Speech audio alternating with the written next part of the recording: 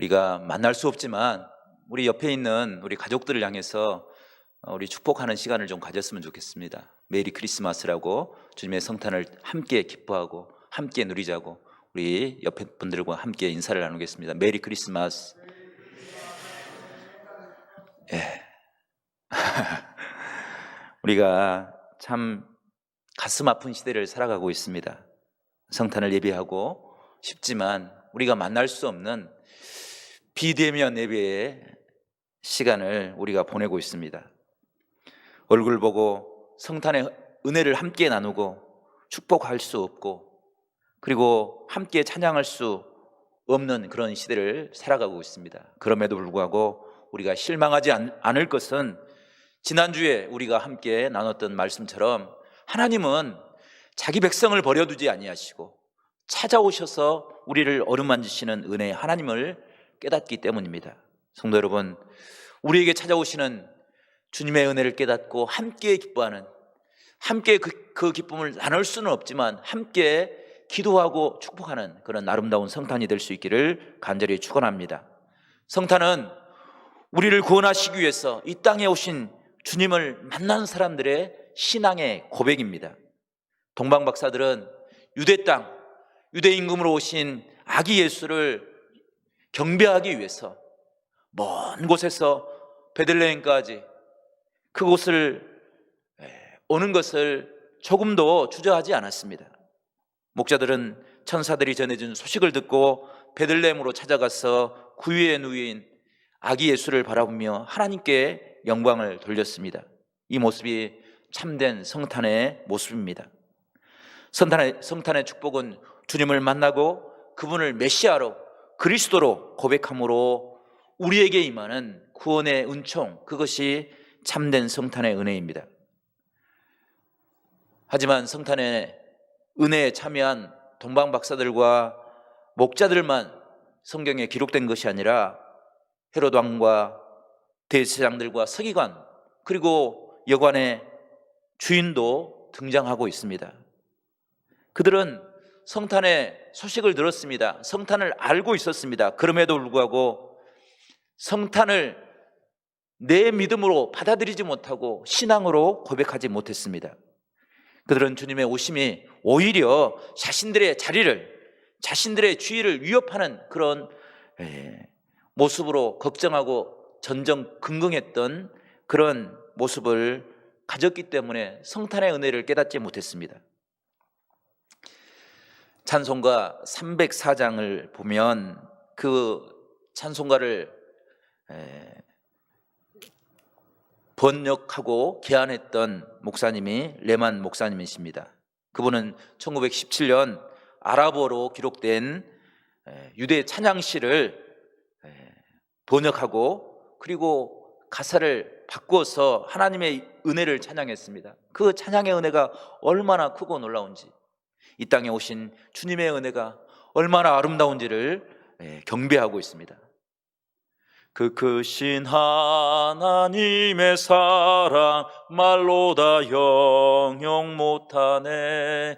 이 낮고 이 높고 높은 별을 넘어 이 낮고 낮은 땅 위에 죄범한 영혼 구하려 그 아들 보내사 화목제물 삼으시고 죄 용서하셨네.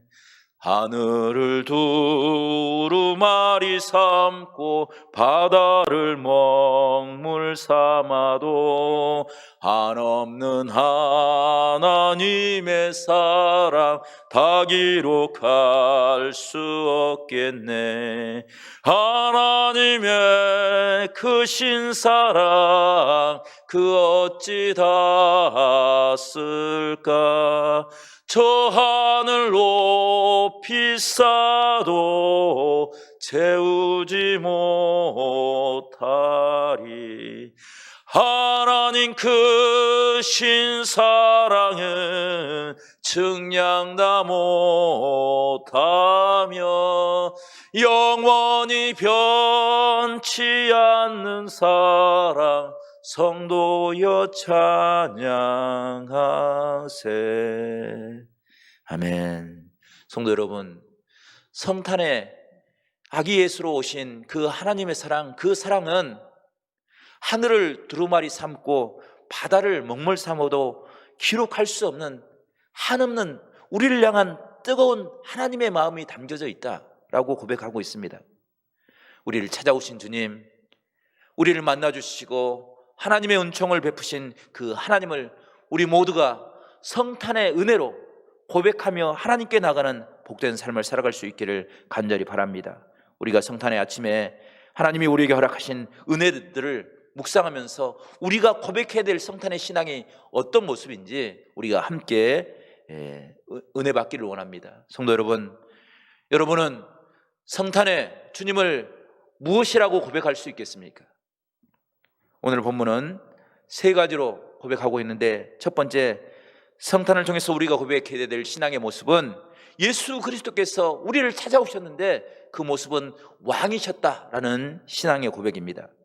성탄은 왕으로 오신 예수 그리스도를 우리가 만나고 고백하고 그를 경배하는 아름다운 은혜입니다. 이사야 선자는 주님의 오심을 이사야서 9장 6절에 이렇게 기록하고 있습니다. 이는 한 아기가 우리에게 낳고 한 아들을 우리에게 주신 바 되었는데 그의 어깨에는 정사가 메었고 이름은 기묘자라, 못사라, 전능하신 하나님이라, 영존하신 아버지라, 평강의 왕이라 할 것이라 라고 기록하고 있습니다. 주님은 평강의 왕으로 이 땅에 오셔서 죄악으로 질병과 아픔과 고통으로 방황하는 우리에게 하나님의 참된 구원의 은혜를 선포하여 주시고 우리를 하나님의 백성으로 하나님의 은혜를 깨닫고 고백하는 귀한 하나님의 자녀들로 택하여 주셨다라고 기록하고 있는 것입니다. 이 관계를 회복하는 것, 이것이 성탄의 은혜입니다. 우리가 예수 그리스도를 주님은 우리의 왕입니다 라고 고백할 때 이미 그 안에는 우리는 하나님의 백성입니다, 하나님의 다스림 없이는 한순간도 살 수 없습니다 라는 신앙의 고백이 함께 담겨져 있습니다. 마태복음 28장 19절 말씀 보게 되면 주님께서 이 땅에 오셔서 우리에게 사명을 허락하여 주시되 하늘과 땅의 모든 권세를 아버지께서 내게 주셨다라고 고백하고 있습니다. 주님은 모든 세상의 하늘의 권세와 땅의 권세, 모든 권세를 가지고 계시고 그리고 그 권세를 우리에게도 허락하여 주셔서 믿음의 삶, 하나님의 은혜를 깨닫고 고백하는 삶, 그것을 통해서 세상을 변화시키는 사명을 깨닫는 은혜를 우리에게 베풀어 주셨습니다.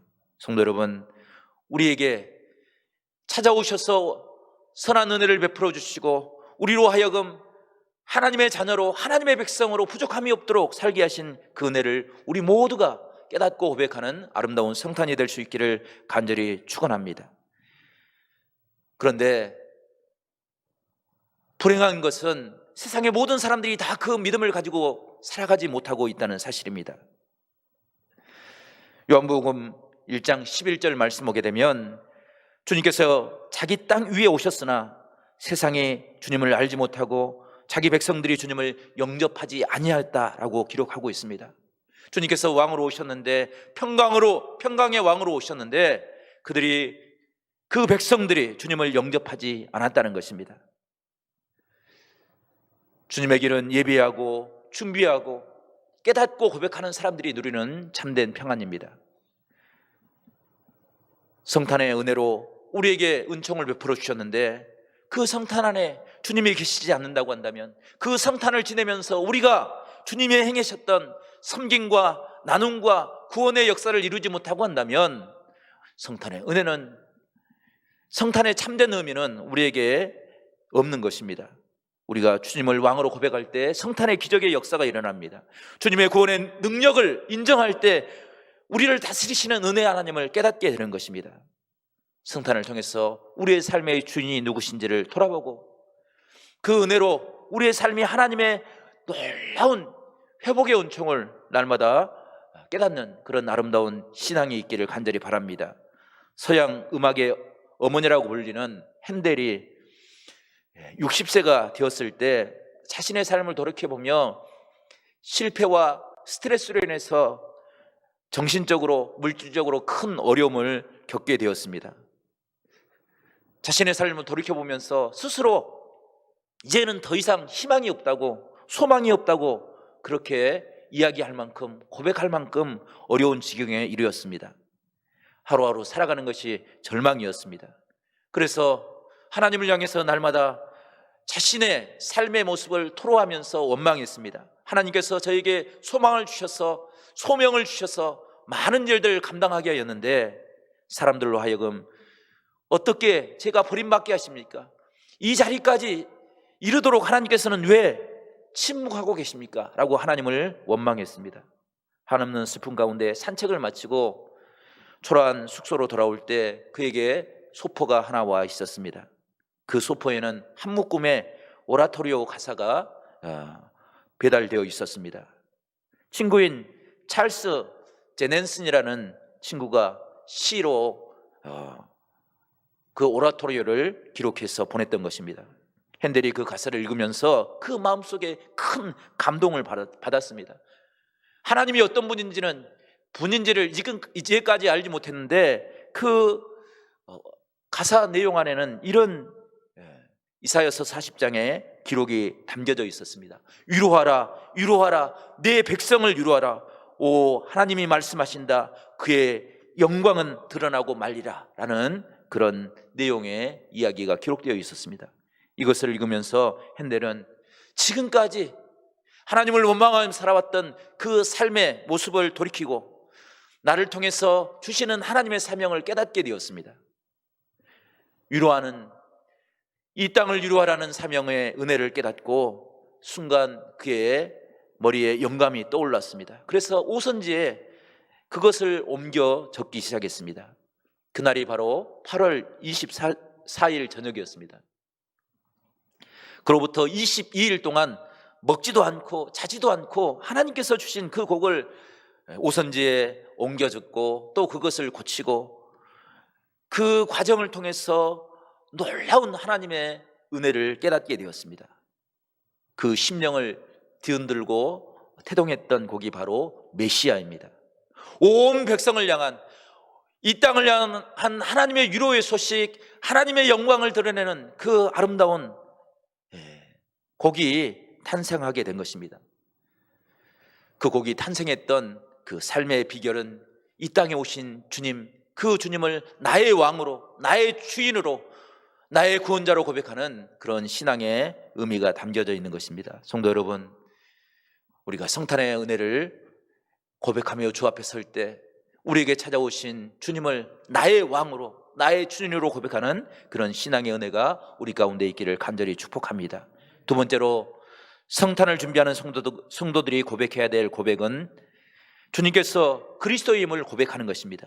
우리를 죄에서 구원하시기 위해서 오셨음을 우리가 깨닫고 그 은혜 앞에 온전히 우리의 삶의 모습을 내려놓는 것, 그것이 성탄의 은혜입니다. 오늘 21절 말씀 보게 되면 이렇게 기록하고 있습니다.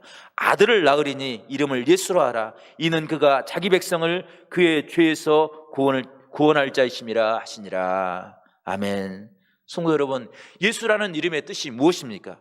자기 백성을 그들의 죄에서 구원하시겠다라는 하나님의 선포가 담겨져 있는 것입니다. 예수님께서 인간의 몸을 입으시고 이 땅에 오신 것은 죄로 말미암아 멸망받을 수밖에 없는 우리를 하나님의 백성으로, 천국 백성으로 만들기 위해서입니다. 이 엄청난 하나님의 구원의 역사는 세상의 힘으로, 세상의 돈으로, 세상의 권력으로 이룰 수 없습니다. 사람의 몸을 입으시고 이 땅에 오셔서 모든 것을 내어주신 하나님의 온전하신 사랑, 그 사랑으로 가능한 것입니다. 오직 예수님만이 그 일을 감당할 수 있습니다. 그러므로 우리는 세상을 바라보며 절망하고 좌절하는 것이 아니라 예수 그리스도를 바라보므로 새로운 소망을 품을 수 있는 그런 믿음을 가져야 됩니다. 메시아가 되신 예수 그리스도께서 이 땅에 오셔서 부르신 사람들이 누구입니까? 그 사람들은 많이 배운 사람, 많이 가진 사람들이 아닙니다. 오히려 주님께서는 의인을 부르러 온 것이 아니오 죄인을 부르러 왔다 말씀하고 계십니다. 나 같은 죄인을, 나같이 부족한 어리석은 죄인을 부르기 위해서 이 땅에 오셔서 우리 한 사람 한 사람 이름을 부르시고 우리에게 하나님의 구원의 은혜를 선포하고 계십니다. 이 은혜를 우리 모든 성도들이 성탄을 통해서 깨닫고 감사하는 복된 믿음의 사람들이 될 수 있기를 간절히 축원합니다. 민들레의 꽃말은 감사하는 마음입니다. 이 꽃말이 붙여지게 된 배경은 성경 안에서 그 배경을 찾고 있습니다. 그 배경은 이러합니다. 노아 홍수 때 40일 동안 비가 내렸습니다. 온 땅에 물이 가득하게 되었습니다. 방주에 타지 못한 사람들과 짐승들은 홍수로 인해서 생존할 수가 없었습니다. 아무리 몸부림쳐도 그 홍수에서 빠져나올 수 없었습니다. 민들레도 물에 잠기게 되었습니다. 민들레는 땅에 뿌리를 내리고 있기에 꼼짝할 수 없는 그런 위기를 당하였던 것입니다. 얼마나 두렵고 애가 탔던지 머리가 하얗게 새어버렸다, 그런 이야기가 있습니다. 그 민들레가 하나님께 기도했습니다. 하나님, 보잘것없는 식물이지만 살려주십시오, 저를 구원해 주세요 라고 하나님께 기도했다고 합니다. 그때 바람이 불었습니다. 그 바람에 씨가 날려서 그 민들레 씨앗이 방주 위에 살짝 올려졌습니다. 방주 위에서 방주 안을 민들레 씨가 들여다보았습니다. 그 안에는 구원받는 사람들과 동물들과 많은 사람들이 모여서 하나님을 찬양했습니다. 그 후에 물이 빠진 뒤에 바람이 불어왔고 민들레 씨는 그 바람을 타고 산 중턱 양지 바른 곳에 내려앉았습니다. 그곳에 방긋 웃으며 노란 꽃을 피우게 되었습니다. 그래서 민들레를 감사의 꽃이다, 감사하는 마음을 담는 꽃이다 라고 이야기하는 것입니다. 성도 여러분, 우리는 누구입니까? 성탄을 통해서 우리는 무엇을 깨달아야 됩니까? 주님이 이 땅에 오신 이유가 무엇입니까? 어둠과 죄악으로 죽어가는 이 땅을 하나님의 빛으로, 하나님의 구원으로 살려주시기 위해서 예수 그리스도가 되셔서 우리에게 찾아오셨습니다. 메시아가 되셔서 우리에게 구원을 선포하고 계십니다. 사람들은 제 생각대로, 자신의 의지대로, 자신의 욕망을 위해서 죄악된 모습으로 나가버리고 말았습니다. 그러나 그런 우리를 찾아오셔서 우리를 향해서 하나님의 사랑과 구원의 은혜를 선포하신 그 구원의 하나님을 나의 구주로, 나의 메시아로, 나의 그리스도로 고백하는 그런 아름다운 성탄의 은혜를 우리 모두가 회복할 수 있기를 간절히 축원합니다. 마지막으로 성탄의 고백으로 우리가 고백해야 될 것은 임마누엘의 하나님입니다. 우리와 함께 하신 하나님, 우리의 모든 사정을 다 아시고 우리를 버려두지 아니하시고 우리를 찾아오셔서 우리를 떠나지 아니하시고 우리와 함께 하시는 은혜의 하나님입니다. 오늘 23절 말씀 보니까 보라, 처녀가 잉태하여 아들을 낳을 것이요 그 이름은 임마누엘이라 하리라 하셨으니 이를 번역한즉 하나님이 우리와 함께 계시다 함이라. 아멘.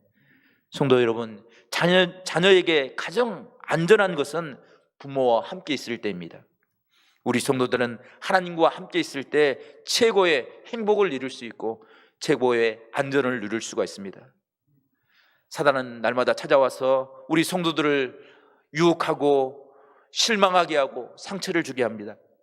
그 이유가 하나님을 떠나게 하려고 하는 것입니다. 하나님의 임재를 의심하고 하나님의 구원의 은혜를 가볍게 여기고 신앙을 부인하고 믿음의 삶, 예배하는 삶, 찬양하는 삶, 그 모든 것들을 방해하려고 사단은 찾아옵니다. 사단은 세상적인 것들과 우리의 신앙의 참된 기쁨을 바꾸려고 합니다.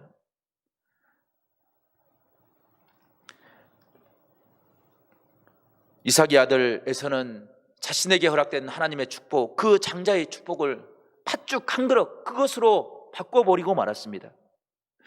하나님의 영원한 축복을, 하나님의 은혜를 누릴 수 있는 그 장자의 축복을, 잠시 견딜 수 없는 그 배고픔을 모면하기 위해서 팥죽 한 그릇을 선택한 것, 그것이 어리석은 에서의 모습입니다.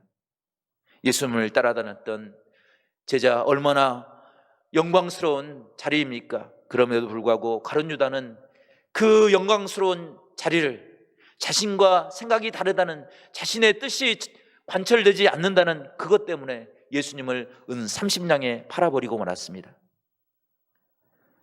이것이 주님을 만나고도 주님을 고백하지 못하고 주님의 은혜를 깨닫지 못하고 하나님의 은혜를 바라보지 못한 실망스러운 신앙인들의 모습입니다. 성도 여러분, 우리의 모습을 주님 앞에 내려놓고 임마누엘로 함께 하시는 은혜의 하나님을 우리 모두가 깨달을 수 있기를 간절히 바랍니다. 그 은혜를 깨닫고 고백함으로 우리의 삶이 날마다 하나님과 함께하는 삶, 우리의 삶을 어루만지시는 능력의 삶을 우리 모두가 회복할 수 있기를 간절히 축원합니다. 하나님께서는 우리에게 약속하시고 우리가 주의 은혜를 고백할 때, 우리와 함께 하시는 은혜 하나님을 찬양할 때 참된 성탄으로 우리에게 은총을 베풀어 주실 것을 믿습니다. 주님은 우리가 어디에 있느냐, 어느 곳에 있느냐 살피시는 분이 아닙니다. 우리를 사랑하시기에 우리가 있는 곳을, 우리가 있는 곳이 어느 곳이 되든지 간에 그곳을 가리는 분이 아니라 우리를 위해서 기꺼이 우리의 삶의 자리에 찾아오셔서 우리를 어루만져 주시고 회복하시는 은혜의 하나님이 성탄으로 찾아오신 주님입니다. 주님께서 자리를 가리셨다고 한다면 주님은 결코 베들레헴 마구간으로 가지 않았을 것입니다. 오히려 헤로데 왕궁을 이용하셨을 것입니다. 주님께서는 이 세상에 사실 때 부유한 사람, 권력 있는 사람이 많이 모이는 금으로 장식된 예루살렘 성전에 계신 것이 아니라 배고픔으로 힘들고 어려운 사람들, 질병과 정죄로 소외받은 그런 갈릴리를 향해서 그 사람들을 찾아가 주셔서 어루만져 주시고 치유하여 주시고 회복하여 주셨습니다. 그 정죄에서 해방시키는 능력을 베풀어 주셨습니다. 이것이 주님이 우리를 찾아오시는 은혜입니다. 그리고 그 찾아오신 은혜를 영원토록 잊지 않냐고 우리와 함께 하시는 은혜를 베풀어 주셨습니다. 이것이 임마누엘의 은총입니다. 성탄을 지낼 때마다 우리와 함께 하시는 은혜 하나님을 우리 모두가 깨닫고 고백하는 복된 믿음의 사람들이 될 수 있기를 간절히 축원합니다. 예루살렘에 가면 야드 베셈이라는 박물관이 있습니다. 이 박물관은 유대인 학살을 절대로 잊지 말자, 영원히 기념하자라는 의미로 1945년 세워졌습니다. 이곳의 한 모퉁이에는 어린아이들의 희생을 기념하는 기념탑이 있습니다. 그리고 그 기념탑 뒤에는 10명의 아이들을 끌어안은 어른의 동상이 세워져 있습니다. 그 동상의 이름이 코르작과 게토의 어린이들이라는 동상의 이름이 있습니다. 이 코르작이라는 분은 폴란드의 아동 작가였고 교육자였습니다. 그래서 이 코르작 선생님이 아이들을 가르치고 있었습니다. 그때 독일군이 들어닥쳤습니다. 그리고 학교에 있는 그 아이들을 학살하기 위해서 학교에서 그 아이들을 몰아내려고 했습니다. 아이들이 겁에 질려 떨고 있을 때 코르작 선생님이 그 아이들을 감싸 안았습니다. 군인들의 총구 앞에서 그 아이들을 버리지 않았습니다. 독일군 장교가 이렇게 이야기했습니다. 당신은 유대인이 아니니 물러나십시오. 이 아이들만 내주면 당신에게는 아무런 해가 없을 것입니다 라고 이야기했습니다. 그러나 코르작 선생님은 필사적으로 독일군에게 맞서고 저항했습니다. 코르작 선생님은 끝까지 아이들을 보호하고 가스실까지 그 아이들과 함께 동행했습니다. 그때 두려움에 떨고 있었던 아이들이 선생님에게 이렇게 얘기했습니다. 선생님의 손을 잡고 가니 이 두려운 곳에서도 평안을 얻을 수 있습니다. 끝까지 함께해 주셔서 감사합니다 라는 그런 고백을 했다고 합니다. 성도 여러분, 누군가 내 손을 붙잡고 있으면 그것이 우리에게 큰 힘과 용기가 됩니다. 사람들이, 주변에 가족들이 내 손을 붙잡아도 우리는 절망해서 일어날 만한 힘을 얻게 됩니다. 그런데 성경에는 하나님께서 우리의 손을 붙잡고 놓지 아니하신다 약속하고 계십니다. 그것이 임마누엘의 선언입니다. 하나님께서는 성탄으로 임마누엘을 선언하시고 우리를 떠나지 아니하시고 우리와 함께 하실 것을 약속하고 계십니다. 성도 여러분, 우리는 참 너무나도 힘들고 어려운 시대를 살아가고 있습니다. 코로나 상황 가운데 경제적으로도 또 신앙적으로도 모든 삶의 모습이 너무나도 혼란과 큰 어려움 가운데 빠져 있습니다. 하지만 그 혼란을 우리의 절망과 좌절의 순간으로 깨닫는 것이 아니라 그 혼란의 순간에도 우리를 찾아오셔서 우리의 손을 놓지 않고 우리와 함께 하신 하나님, 임마누엘의 사랑을 선포하시는 은혜의 하나님이 계시기에 우리가 다시 한번 일어나서 하나님의 은혜를 구하는 것입니다. 이 성탄에 임마누엘의 하나님을 고백함으로 이 혼란을 이겨내고 새로운 소망을 볼 수 있는 그런 아름다운 신앙의 회복의 역사가 우리 가운데 있기를 간절히 축원합니다. 기도하겠습니다. 하나님 아버지, 감사합니다.